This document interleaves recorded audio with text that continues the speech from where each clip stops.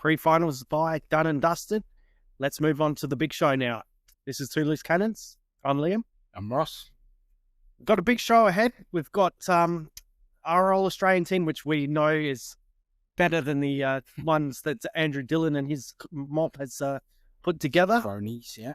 We've got a review from teams that didn't make the 8 this year, and just a little bit of a short summary of selling hope for the supporters that follow, that watch our show.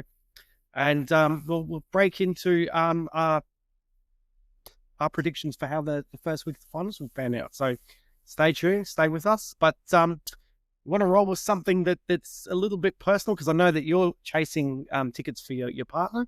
Yeah. And that's the Crows Pies, which the ticketing system has been an absolute shambles. Absolute shambles. And you think this I reckon, because having obviously been in the finals, being in the finals the last few years, like ticketing since probably forever at this time of year has been terrible. I can remember going back into the teens, 2010s, that's been terrible then. So they haven't fixed it. I don't know why they keep blaming Ticket Tech or Ticketmaster, whoever it is. But, if these are your tickets, AFL, you need to step in and ensure that fans, why is there a clock on it?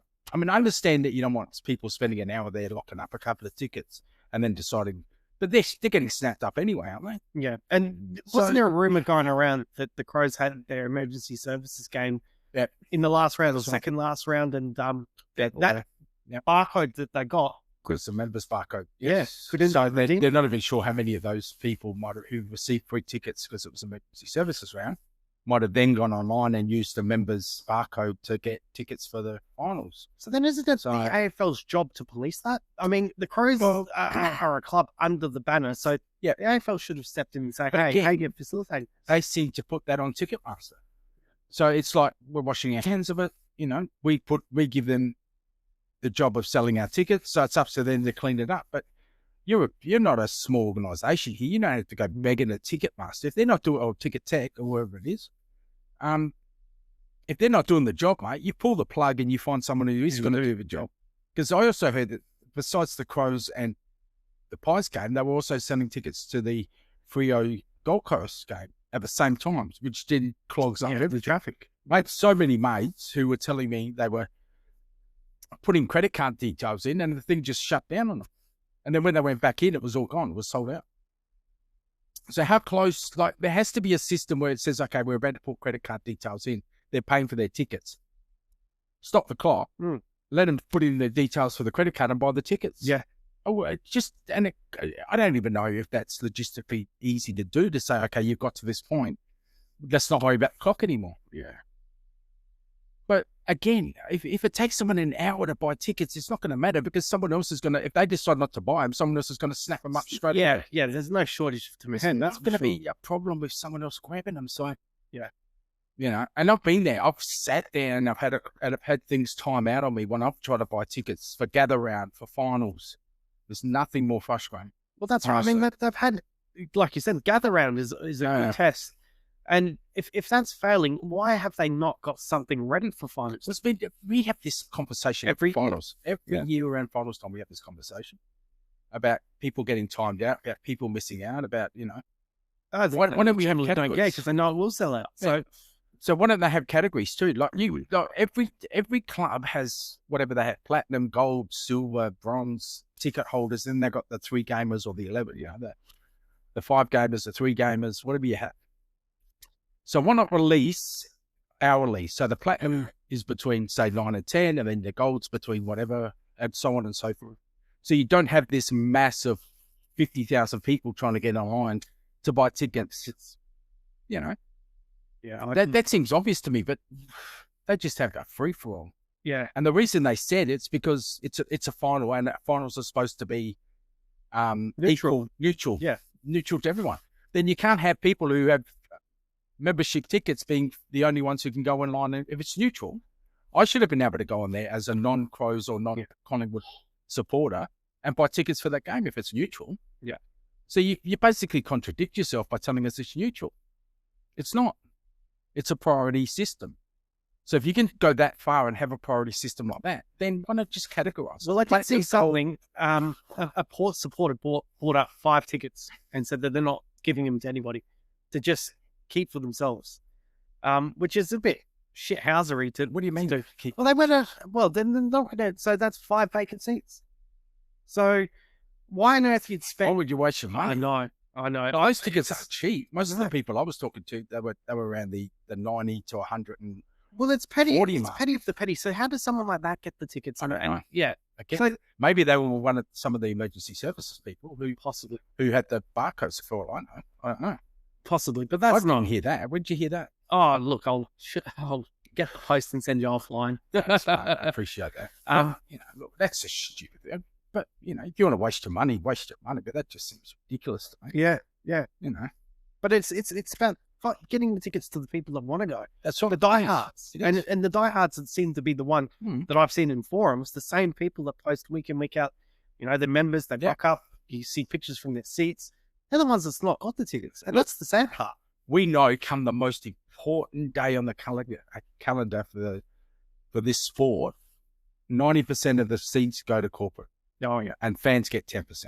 Like, that is the most ridiculous. You look at any league around the world, NFL, baseball, it's fan-based. Fans drive it. The corporates, see you later, mate. But the AFL seems to prioritise their corporates over the fans, who spend their money for 24 rounds to go see their teams play and then get screwed over at the most important time of the year. Yep. So it just shows they don't give a stuff about you. No, they don't. It's one of the worst systems I've ever seen. All right. You want the final word on this? Give him a slam. Come on. Nah, I've had enough. You had enough. Let him off the hook. Bloody Dylan, anyway. All I'm going to do is end up over slam. I end up probably getting sued over something to say. So what's the point? Yeah, okay. I'm interested in your thoughts about your game. How do you see it going? I can't see, like I spoke about this a couple of weeks ago, I can't see the same inside 50 differential. I can't see the Crows in midfield giving up as many clearances as they did last time.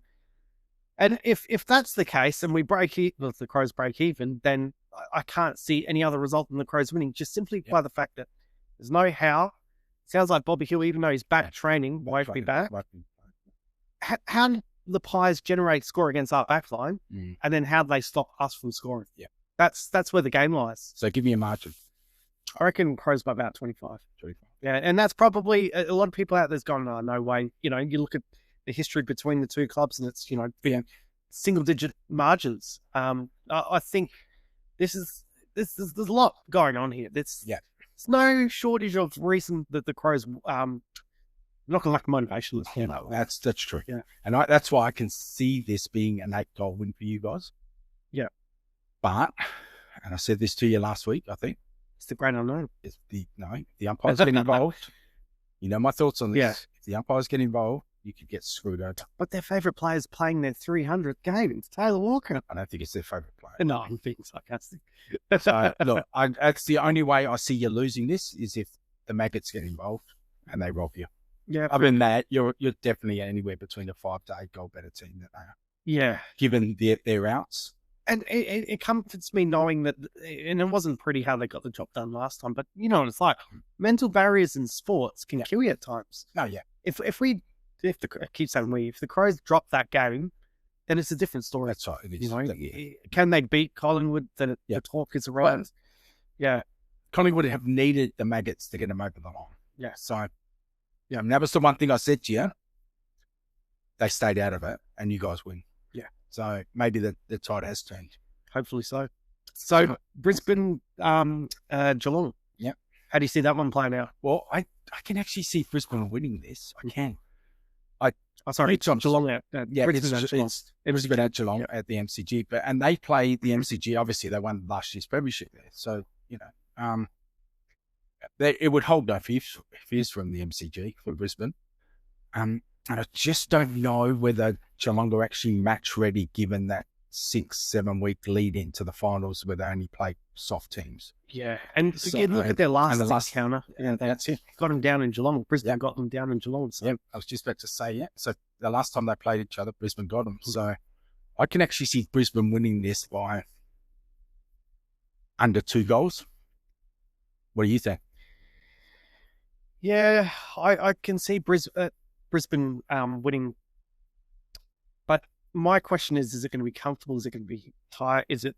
Yeah, that's the one thing that I'm questioning. And Brisbane have played well at the MCG. They beat Collingwood down there, and Yeah. you know, it's not Geelong's favourite ground. No, it's not. So It's not home. Yeah. yeah, I'm thinking maybe Brisbane by about 5 So I think, goals. yeah, you reckon Yeah. 5 goals? I reckon Brisbane's kicking for goal. I watched them last week, and that's the thing that worries me. They were spraying them all over the place. Now, whether that happens again, I don't know. No, and But they've had a few games where they have, but yeah. then they've also had some games That's where they've shot the lights out, and this could be the week. Yeah. This could be the week. And look, this is probably what they've been waiting for. Yeah. Getting back to here. So, Yeah. you know, are they match ready? I think they're probably better prepared for this game than Geelong. Yeah. What about the Freo Gold Coast?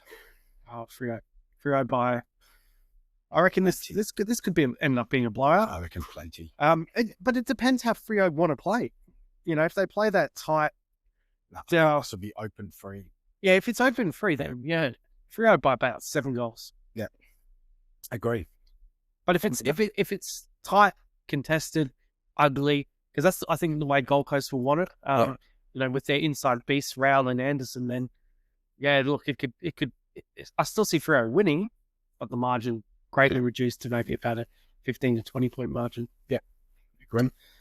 So then that leaves Last game, Hawthorn. That was GWS home to Hawthorn visiting. Yeah. This is an interesting one, isn't it? It Because is. everyone thinks that GWS on their day could win the flag.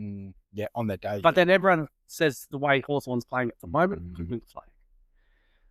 It is a very interesting. This out of the all 4, I think is the toughest to tip, definitely. Because I can see both teams on the day. Yeah. I get the feeling Hawthorn might just be good enough. I'll go GWS, and I'll tell you why, because we sort of brushed on it. I don't think I spoke about it when I said I was going to last week, and that's the lack of stars that they have. Yeah. Game-breaking players. And I think when it comes down to finals, that's where games can be won and lost. And you look at GWS, they got Stringer, they got Green, even their midfield. Someone like a Tom Green, could have a big impact. Even Toby could have a massive impact. Yeah, Hogan. I could see Hogan even having an impact. They've got those players that could really, really stand up and break a game. Look, if they put it together, they're as good as anybody. GWS with that. Yeah, I wonder about the scars from last year where they had 2 games against the Sydney game and then the Brisbane game where they had 5 goal leads on both teams who end up playing in the grand final and end up getting rolled. So I wonder if any of that's in the back of their minds. I think that's well and truly gone. I don't think there'll be any scarring there. They know they're good enough. Yeah, that's true. Because they'll look at that and go, well, we were good enough. We just let it slip. And I thought they were good enough last year when that game against Collingwood. I thought there was a few late decisions that could have gone GWS's way, and they could have easily won that preliminary final. Not last year. So the year before. Yeah. Not last year. Yeah. So 23, I thought that, they could have won that game against Collingwood and could have rolled into the grand final. So, and then last year, obviously, that back-to-back, throwing away 5 goal leads. I think one was even a 7 goal lead, wasn't it? Yeah. So, against the teams that ended up playing off in the grand final. So they could have to be looking at themselves going, we could have been in the grand final. Easily. So, yeah. And I think that's why a lot of people I think their tip was either to win the flag or play in a grand final. Yeah. But they've had weeks where... it's going to be tough now, I think, for whoever wins out of those 3. So just say if we think it might be 3-0 and GWS, I think they've got they're going to be hard games the following week. Oh, they will. 2 losing sides. Yeah. I'd have to admit, I'd rather be playing Collingwood. Yeah. If they lose, of course, says they're not, then either Brisbane or Geelong. Oh. So I think the team that gets Collingwood is a bigger chance to win that semi. Mm-hmm. Semi? Yeah, semi. Yep. Then, yeah. But let's find out. Right? Yeah, that's it. So we'll clear that up and we'll go to the teams that missed out on finals this year. So you want to start? You start with. I'm going to take the finish 5, and Ross is going to take 5, and we're just going to give a quick summation on what they're missing, what each team is missing, what their hope will be, what their recruitment, and like a range where we think they'll finish. So I was assigned the Dogs, who had, which I think they probably maxed out where they could get this year, to be honest. So I'd give them a B for their year. Now, a lot of people will probably criticize that and go, well, that's too far a generous grade because they didn't make the finals. But I would say, look at their bottom 7 players that were in their 22. You said this. All of them were under the games of 50 and under. Yeah. So I think the upside is enormous. They've just got to get games into their players. Pretty young backline. It's going to take time. So the green shoots I would have, you're a backline away. That's the green shoots. That's the thing, maybe. Yeah. And if they get that sorted, then they can compete. They could be as good as anyone. So, where do I have them finishing next year? 9 to 12. Yeah. So basically where they are now. Yeah, yeah. Even because if they get that back. I don't see how can they, because you look at players that will be available. It's not a key defender that's going to be ready to go for them. Correct. Although I still don't know why they won't play him. What's his name? Can't think of his name now. Liam Jones. Yeah, Jones. Yeah. So, but if he's fallen out of favour, I guess he's fallen out of favour. Yeah. Well, again, what are they seeing on the track? Well, that's true too. Is he getting monstered by Darcy and that's it. Norton. But he's not playing against Darcy and Norton, is he? He's not. So, and a lot of backlines have struggled against Darcy and Norton. So, yeah, I don't know. Yeah, can't work that one out. But no, if they sort their defence out, they'll be all right. Because they could have used him. I think they could have used him against Rio. But well, like you say, what are they seeing? Yeah, So you reckon 9 to 12? That's basically where they were this year. Yeah. So mine was Sydney. Now that was probably the biggest fall, not the biggest fall, but our first year under Cox, I think he tried to embed a new game plan. We saw that in the beginning of the year. They struggled a lot going from that Horse's system to Cox's system, and you could see that. But they sort of gained with injuries. They obviously weren't at their best, but as they sort of got pieces back, you could see towards the end of the year that they gained momentum. So I still think they're a problem up forward and back. Yeah. So they still lack, like you said, they lack monsters at each end. The midfield's elite. Let's face it, elite. Although there is talk that Gordon might leave. So really, he just signed a contract. Yeah. Wow. I heard some talk during the week that he might be packing the bags. So okay, wow, that'd be interesting. Yeah. Look, if they can find their form and they can improve that, bring in some players, I think forward and back. I think they could play finals next year. What would you give the year this year? I probably gave them a C minus. Given the injuries, I think, and they just sort of struggled through the year, and a new coach, a new game plan, probably a C minus. D at worst, but C minus, I think. Yep. So I can actually see them anywhere between where they were this year, which was 10th to 5th, going back into the 8 around about the 5th. So, I would expect next year to see a lot of improvement in them. Yeah. You want me to go Carlton? Yeah, go Carlton. We'll go Carlton. Carlton, there's a lot of talk going on at the moment. Look, their year was typical Carlton year. I'd say diabolical, but that's what they're used to. And I think they've only just now started to work out that the list that they've got it's shambolic. Every line, there's players that they've hung on to for too long that just don't provide anything. So even their key players are starting to get found out a bit. So, there's been talks on Harry McKay's mental health. Does Curnow even want to be there? Well, Curnow asked for the trade and they denied it. Yeah. But can they hang on to him?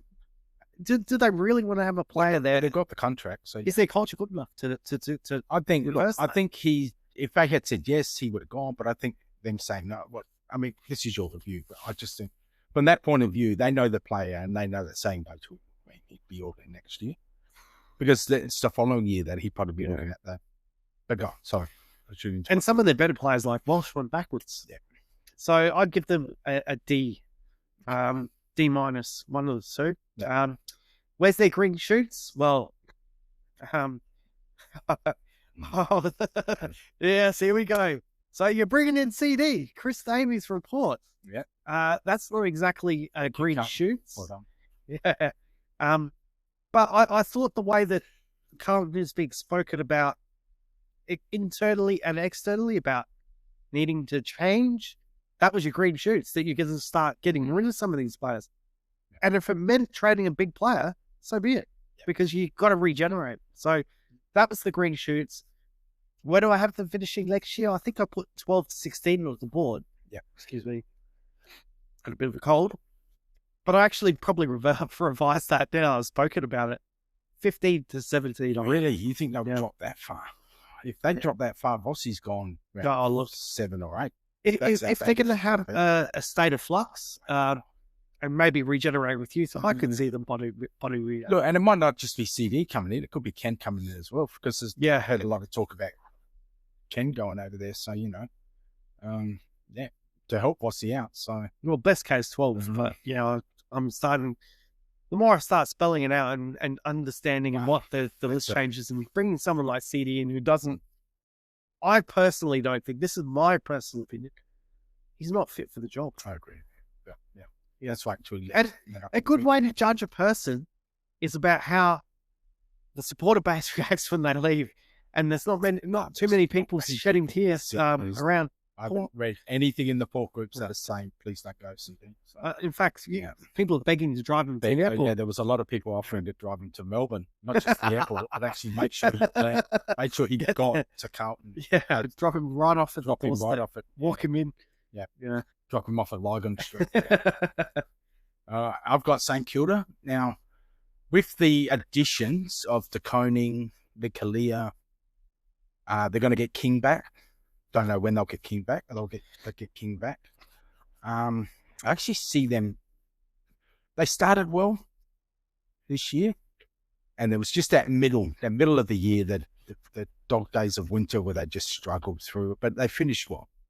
So, given that, and the ins, I think they might have covered off their deficiencies, although I think they're probably a decent gun midfielder away from being a good side. So they'd have to bring in someone who could, the Butters type, or a Dacos type, and they don't grow on trees. So you'll definitely have to trade for someone and bring them in.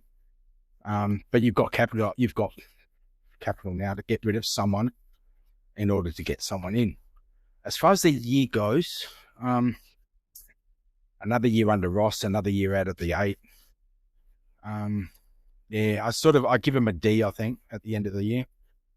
But I can see him making the 8 anywhere between 6 to 10. I think they could be in that mix around that area. So, be an interesting off season for him, that's for sure. Yeah. So I've got Port next, and I'll start off by giving a grade, and it's probably going to come across harsh, but judging from last year to this year, that's what I'm going to base this grade off. I'll give them a D minus. Fallen away. Injuries, large part of that. And it may not have been a bad thing that all these injuries has happened in Cairns last year, because it should set Josh Carr up with an enormous launching pad. Now that he's seen the list, he's seen what each player can do. Young players have had a taste of the level. They know what it feels like. That's not enough to motivate them to have a really, really big preseason with a new coach. You're going to have a new senior assistant, new line coaches. It's fresh voices into the club. You could potentially have a year where it masks a lot of the deficiencies. So, as ridiculous as this sounds, they could potentially make finals, but they could potentially really have a bad year.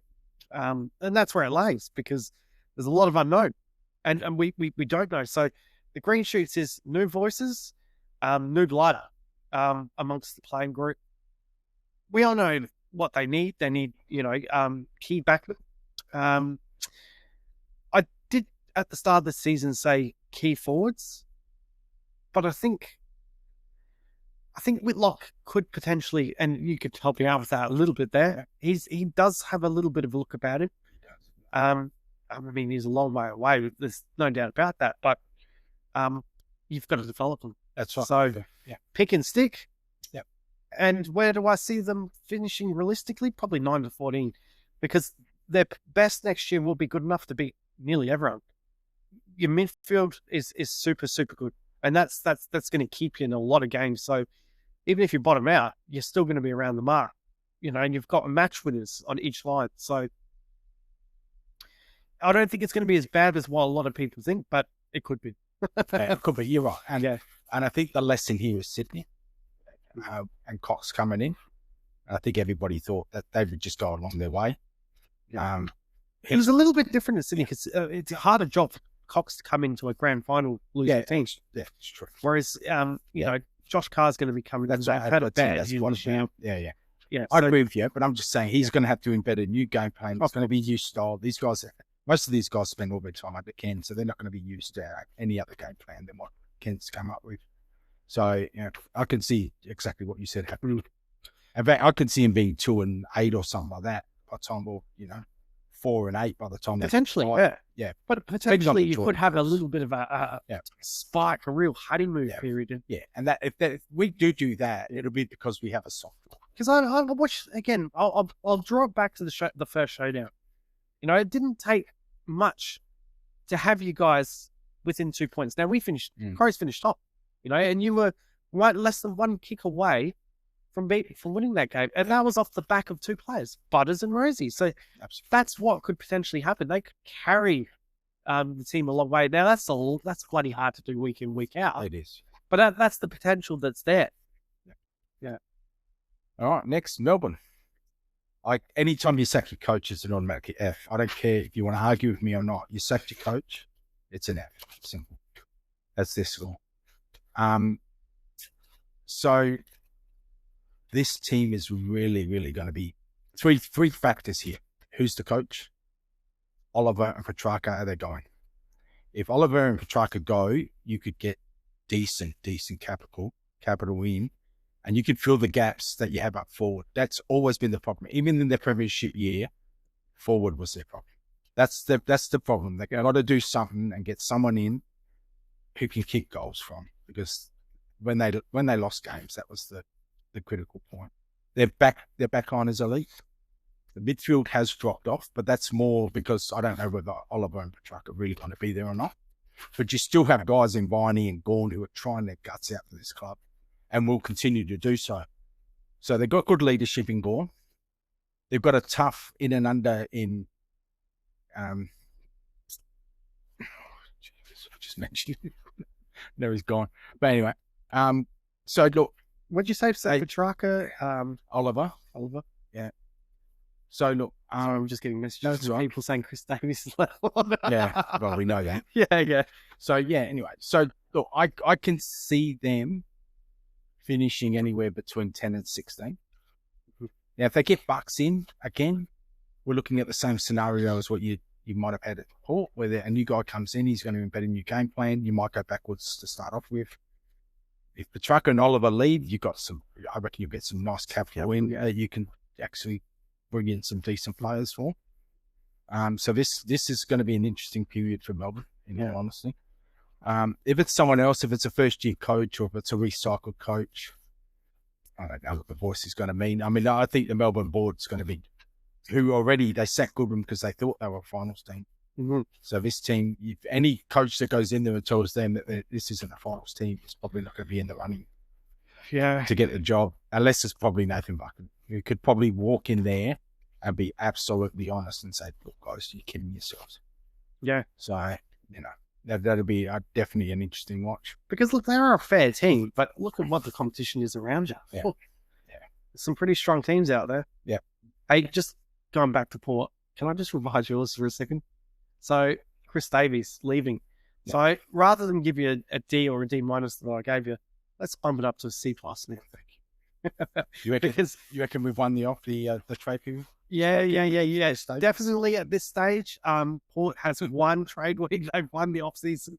They've won the pre-season. And they're flag favourites for next year. Just because we got rid of Because you got rid of Chris Davies. Because, look, it sounds ridiculous. You get the right person in there, the right voice in there, and that job can be a highly effective position. Yep. So, maybe I was a bit harsh. Yeah. Port has cleared out some good dead wood this year, so onwards and upwards. Right. So, Essendon, that's probably Yes. someone else telling me about Chris Davies. Um, Injury ravaged years. I'm going to give them an F, just simply because the talent that they have on the list, when you look at their list of who they could have on the park, they should be not necessarily in finals, but they should be competing for finals. And now they're battling to try and keep themselves out of wooden spoon contention. And it's on the club more so than the players, because they've let that playing group down by having a fitness management system that is not up to AFL standard. If you can have as many soft tissue injuries as they did throughout the year and not be questioning things, what the hell? Mm-hmm. Now, Sam Draper has announced that he's leaving, and I believe the big reason around him leaving is because he has no confidence in the performance staff of Essendon. Now, that's an indictment on the club, because you lose a player like that who, regardless what you think of him, he's an integral piece of Essendon. Yep. And he's just going to walk out that door. Yep. And they'll be lucky, because I don't think he's going to get a band 1 compensation. He might get a band 2 compensation, because his contract is going to be somewhere between 700 to 800. Which in this day and age is, I think, will fall into band 2. So, what is that? End of first round or start of second? Yeah. The time they have the academy picks, what that could be picked, God, well into the 20s. Yeah, middle to. So, F for Essendon. The green shoots, I can't be as injury prone as what they were this year, and if they're any. If they're worth their grain, well, if the people that's doing the review are worth their grain of salt, they'll identify that they really do need to clean out of their fitness staff and their performance staff to keep players on the park. And to correct that, that's where your green shoots lie, because the talent on that list, they're young, they're dangerous. You know, you've now exposed the full list barring one player. You know what's there. You know what stands up at AFL. So, no excuses for them to be as bad as what they were this year. Where do I have them finishing? Somewhere between 9 and 14. So you don't have them dropping off the planet? Just because they can't be as bad as what they were this year, injury-wise. Well, I think injury had a lot to do with the year. They looked good early, until they started copying the injuries. Yeah. That game that we conceded, the Crows conceded 100 points against them at the MCG. Now, they were dangerous that day. Yeah. I tipped the lid, I think, on our first podcast or whatever. I think that was because they played some good football. I mean, they couldn't really defend, but that was the type of game it was. It was up and back. But there was, if they had been able to keep that team on the park, they wouldn't have finished where they finished. Yeah, because it's hard to know what they want until you actually see the full team. And you've never got to see. And every team's defense gets better after the first 4 weeks, doesn't it? It takes a while to invent. That's right. Doesn't matter, new coach or old coach. You've got 4 or 5 weeks to really lock down. And that's what happens in the competition. You have a look at everyone's defensive statistics from the first 4 weeks to the rest of the season. There has been something under Brett Scott, though. Like, look at when he came in and he said at North that there's no such thing as a shinbone spirit and that. Yeah. But, it'll be an interesting watch, I think, Essendon. Yeah. Next team for me was North. Look, I think they showed a lot, especially towards the end of the year. They still leaked a lot of goals, so I think they need to firm up that back line. As far as the score, so they ended up finishing 16th. Now, I think everybody had them bottom 3, so they finished where most people thought they would probably finish. Probably won, they end up winning 3 games, 3.5, because they drew that game with Brisbane, so it's not like they set the world on fire.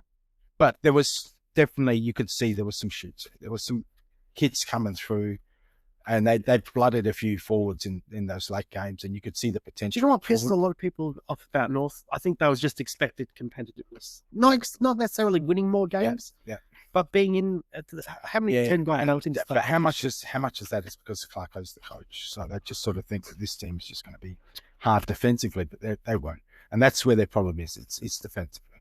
The defensive action, the back line is where they have the problem. So that's where they're going to have to fix it up.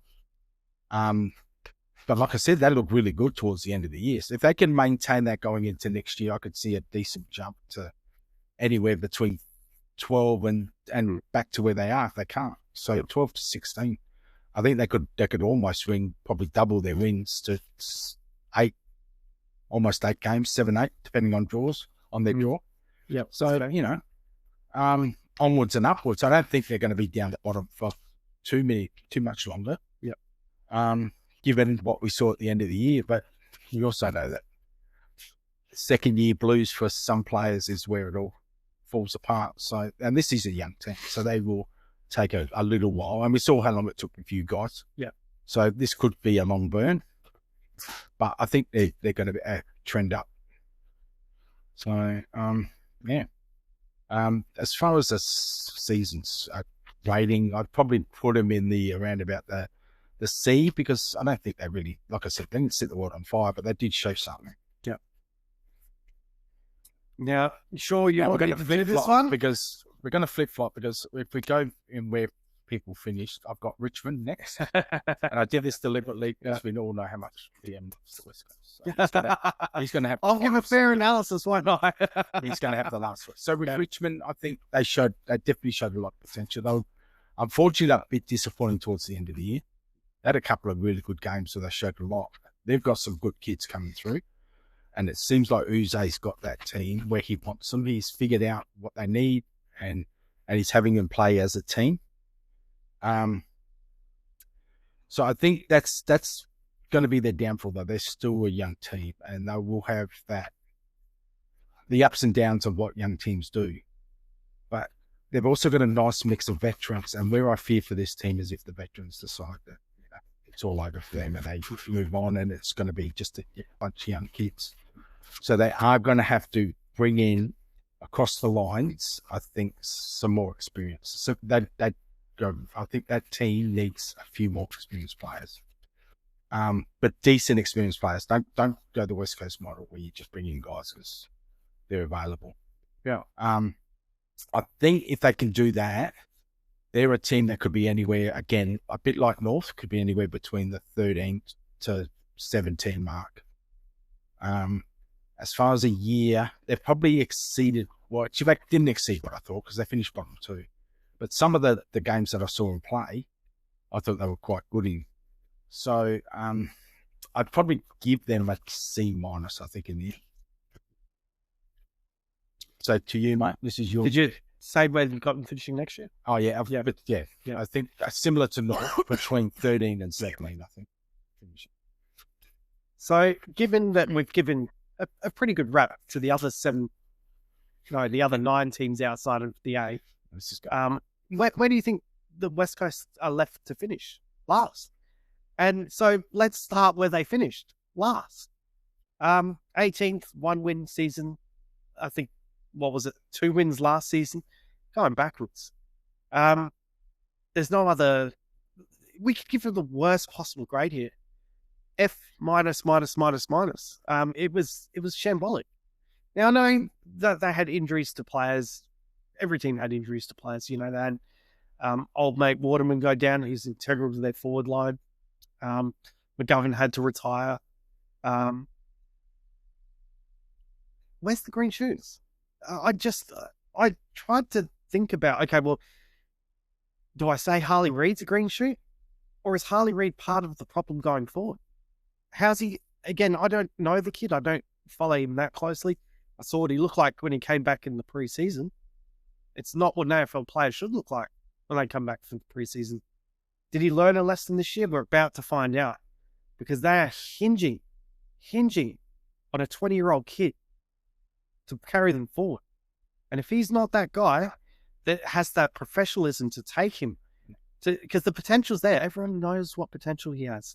But if his potential's not going to be lived through poor work ethic on the training track, then West Coast are absolutely rooted. We could talk about 5 years down the bottom, then give them a priority pick. And if they really do beg the AFL for a priority pick, then they're an embarrassment, because this is self-inflicted. This is poor list management. You trade out 4 or 5 first-round draft picks for Kelly from Geelong. This is what you get.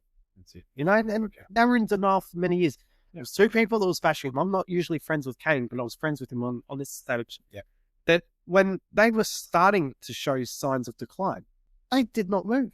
Yeah. They just sat and they argued. They argued about it. Well, Simo wanted to pay those guys who got him the premiership. So yeah. Look, and I get that, but it's a bit like here we go again. Don Pike factor at the Crows. He killed the development of the club. We were forced to go into rebuild because of his lack of blooding players, young players. And that's what's happened at West Coast with Simo. Now, it's just ironic that Don Pike ends up at the club that has fallen into his position because of the same trap he fell at the Crows. And he's the CEO. Again, business acumen-wise, brilliant. I've said this before, but is he really what you want guiding football decisions? I don't think so. Everyone will say, well, he got that list to a grand final. Yeah, he did. But that list it came at a time where there was a bit of a gap. I don't think the AFL was at its strongest. I don't think that list was grand final worthy any other year. But that year they were, because, again, it was like a generational change. You had the Hawks, Geelong just going through one of those bump years. Again, they didn't fall off completely, but they weren't at their best. GWS were just hovering around the mark. And then Richmond, of who then we find out would become a dynasty. So it was right place, right time. So he gets a lot of credit for that, but he probably shouldn't. It was the power stats. No, it wasn't the power stats. Anytime you include the power in anything where it's got to do with... Well, they're minor premiers that year. Yeah. Minor premiers the power stats. I guarantee you that's what got you the grand. It wasn't. Standing there, stored. Oh, we're going to get you guys. We're coming for you. So the green shoots for West Coast. Well, look ahead. Book your September holidays now. You're getting cheap. Oh. You're booking out a year in advance. You're already killing them off. Can you see this team advancing? No, I can see him maybe anywhere between 17 and 18. But they're not. You're right. They're not. You just confirmed what I said. That's right. They're not. Yeah. I don't think they're dead set 18 because anything can happen. We see injuries. Yeah, look, the bottom could fall out at Richmond next year. That's such a list. That's right. So, but I've got West Coast 18 to 18. I don't have to finish. Motherless last. Yeah. How many wins then? Oh, give me a number. Do you have another 1 or 2 or 3 or what do you think they've got in an improvement? 3, possibly 4. 3, possibly 4. That is an improvement. Yeah. And again, a lot of that will rely on making sure that those key players don't get injured. Yeah. I think they will be forced next year to blind. Well, Osgalen's gone. Yeah. We don't know who else might be gone. So, But I mean, he was injury prone anyway. The fact that he'll be a pick 2 conversation with them, that's embarrassing. But that has to do with the team picking him up. That has nothing to do with that. No, Osgalen's talent. That has to do with what the team. What did Brisbane do to pay that much? Exactly. And that's what I don't get about that. And what are they paying him if he's a pick 2? All right, let's get away from losers. Let's get to winners. So this is our whole Australian team. So we'll start off. I'll do the forward line because my favourite player's in there. Is it? So Cameron, is he? Oh, and we'll get to it. Forward pocket, we have Keziah Pickett. The other forward pocket, Jack Gunston. We'll go the half forward line. Doing this deliberately. Main event. We went with Bonson Pelly. You'll see why. Jeremy Cameron centre half forward, and then we went on the other half forward flank, Isaac Kinney. Yep. All 5 of those outstanding years. All match winners in their own right. Gunston, phenomenal comeback year. Pickett, match winner in the midfield, up forward. Bonson Pelly, I loved what he did when he went up forward, so that's why we stuck him on the half forward flank. And of course, Cameron Coleman medalist. Yep. But nobody is important to their team than Riley Thilthorpe. Well, he's the backup. He is the all-Australian full forward for 2025. Welcome, right. Well, it's the backup, right? So that's why he's in the team. He's the backup, right? Yeah. That's why I put him there, because he's the backup one. Yeah. No, seriously, he had a good year, and he deserves a little bit of theatre. Now, just Liam and I sort of differed on positioning, but we agree on the players and where they should be. That makes sense. And I'll tell you something. The one thing we agree on, this team beats the team that Andrew Dillon put up. Yeah. All right, you want to do the centre line? So, yep, centre line. we went with on the wings, McCluggage and Smith, and we had Dawson in the middle. Yep. And our ruck was Gorney. Again, I mean, look, and then I would have gone with Cherry had he made the 40. Yep.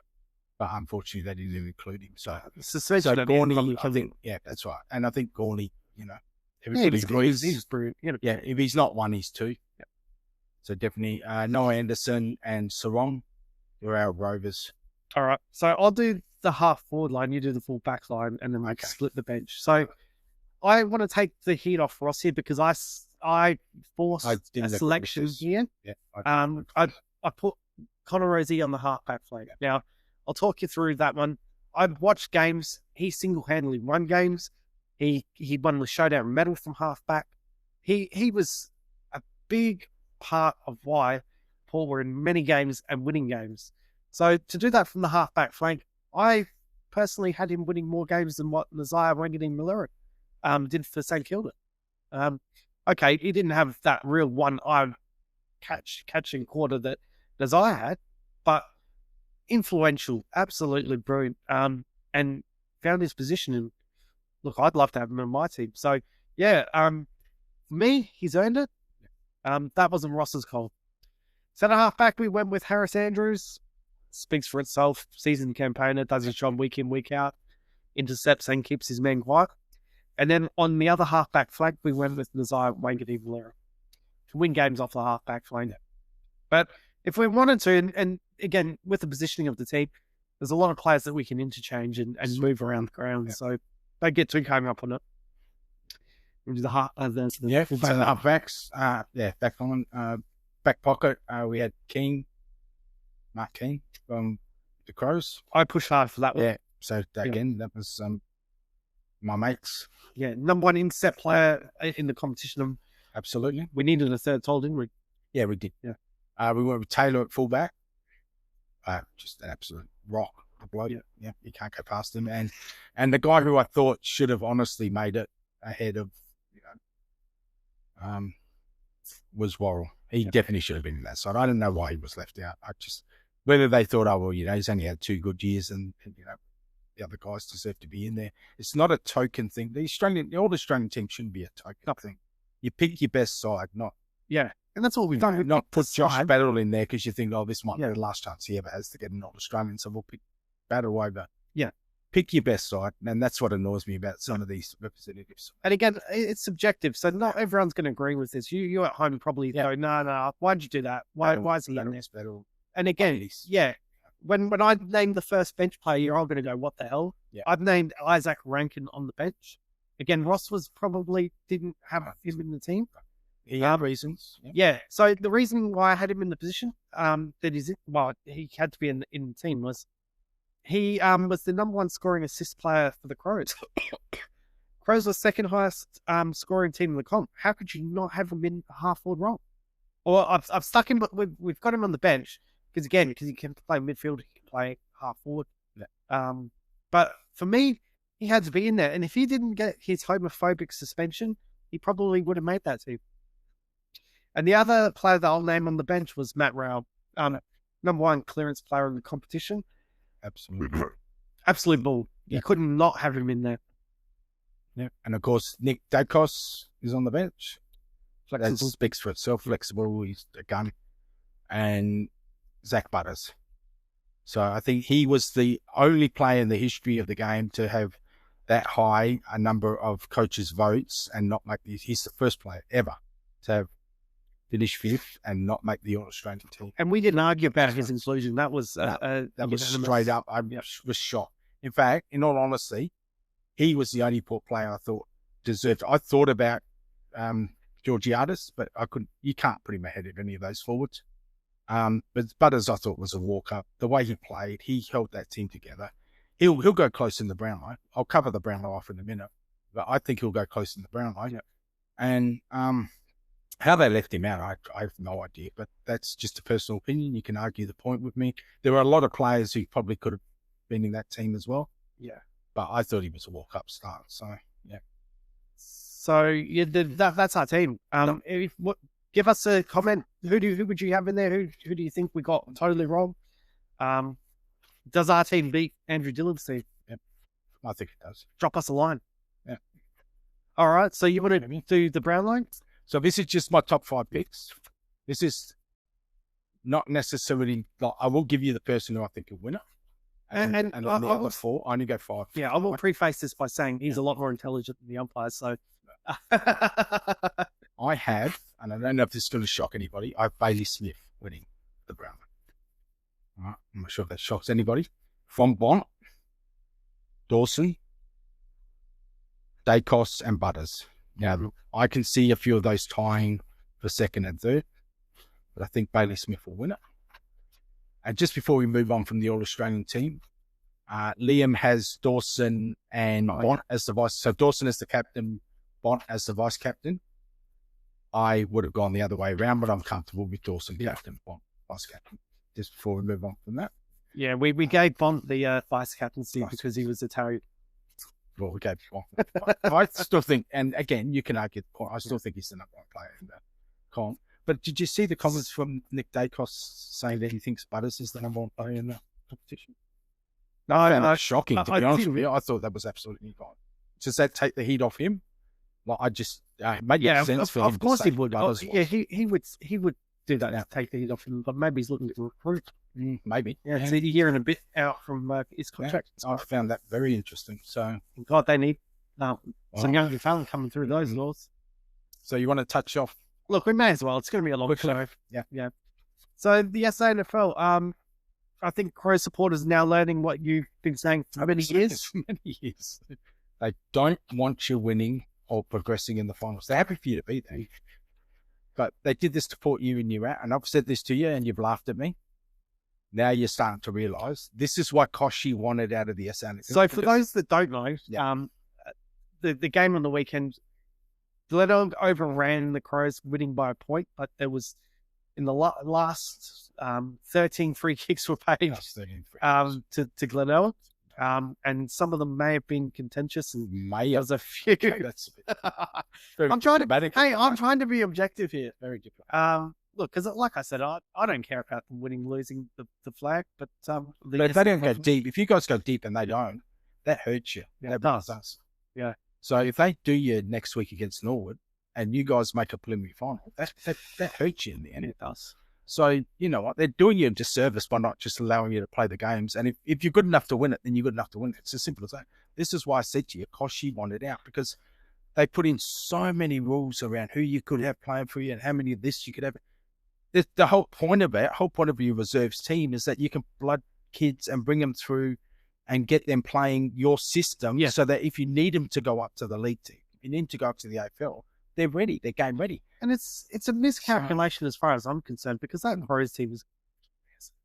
Well, it doesn't matter, mate. They still should be... That's what I'm saying, that they should... In all honesty, you should be playing Sturt next week, and it should be Glenelg against Norwood. And naturally, Sturt should beat the Crows. So they will. Yeah, and I guarantee you Sturt will go... They won't lose a game. No.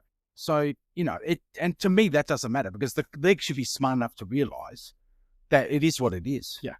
But they're not. They're so fearful of either the Power Reserves team or the Crows Reserves team winning it that they almost have to contrive the outcome to ensure that doesn't happen. And I've complained, and again, you've laughed at me year in, year out when I've said this to you. Because it means more for you guys. It doesn't mean to... you know my thoughts on the umpire. Yeah. Stay out of the game. Oh, yeah. Simple. Yeah. We're both in agreement. Simple. Stay out of the game. It's not your job to go out there and decide who win the game. It's the player's job. I thought we were talking about... Just stay out of it. The SANFL. No, just stay out of it, because that frustrates me to no end. If a team is good enough to win the game, let them win the game. Don't go out there and decide, no, you've got that. Now, let's face it, the Crows really don't have a supporter base. Because the supporter base for the Crows comes from Sturt and Norwood and Glenelg and all over the place. It could be anywhere. Centrals, it could be... I've got mates who are Port Magpie fans from the day they were born, but follow the Crows, because when they went in, they decided to go watch Crows games and they fell in love with the team. So you have, every SANFL team is your supporter base. But when it comes to the Norwood supporter, if you're a Norwood supporter and you've backed the Crows, you go to the SANFL to watch Norwood. You don't go to the SANFL to watch the Crows. Reserves team. So, you've got no supporter base. And for the SANFL, They want teams who've got supporter bases to make it as deep into the finals as they can. They're going to make money. Don't contrive wins for teams just to keep the ball rolling. Just let the best team win. Simple as that. I agree. WAFL. Oh, yeah, AFLW, sorry. Well, what are your thoughts the after scoring seeing the appears weekend? to be up. So you guys had the scoring record for 48 hours? Well, I don't even know if it was even 48 hours. So scores are pushing beyond 100, but there's still, for me, too much of a talent gap between the best and the worst. So look, it is getting better, but it's going to take time, isn't it? Well, do you see anybody touching North? So you might as well just hand them a trophy now. No, I know. Oh, we've had it. Collingwood. I'm not a North supporter, so I can say you must. But I saw them play. They have absolutely just their percentage is something like 400 and something. Like it's just ridiculous. They are smashing teams, and even good teams. No one's even getting close to them. And they're on what? They're on I think someone said they're 14-game winning streak. Mm-hmm. So I mean, this team could keep rolling. If they manage to keep this together, this could be a 3 or 4 year dynasty. So, and I agree with you. It is lopsided. The bottom end is just so far below where the top end is. You're not going to fix it. Let's face it. No, it's generational. It will take time. There is improvement, so that's a good thing. Yeah, that's fine. So don't give up on it, right? No. Yeah. Sixers, 36ers. Yeah. So I watched both their matches. They're looking in good shape. The things that I was looking for, because it's preseason at the end of the day, was what the new blokes look like, the bench players, because the 36ers have 3 or 4 starters out, and the bench players came in and performed. I was just really blown away by Isaac White, who come from Brisbane, local boy. Beautiful shot. Got a lovely 3-point stroke. He looks like he could come off and be a spark off the bench. Yeah. Flynn Cameron, who I think will probably start as small forward, he looks like a star. He's been rotting away on Melbourne's bench waiting for an opportunity. He's going to get that opportunity. He could play a serious role. Adds athleticism. And I want to just a special shout out. Look, even Dean Broganson will just rush over him. Come sign midweek or something. Yeah, he did. Onto the list and played 2 bloody outstanding games for a bloke that's, maybe had 1 or 2 training sessions with the group. Looks like he has a real future. So good luck to him. But the one thing I want to touch base on, Cheatham, the import power forward that we brought in from New Zealand. Oh God, he looks good.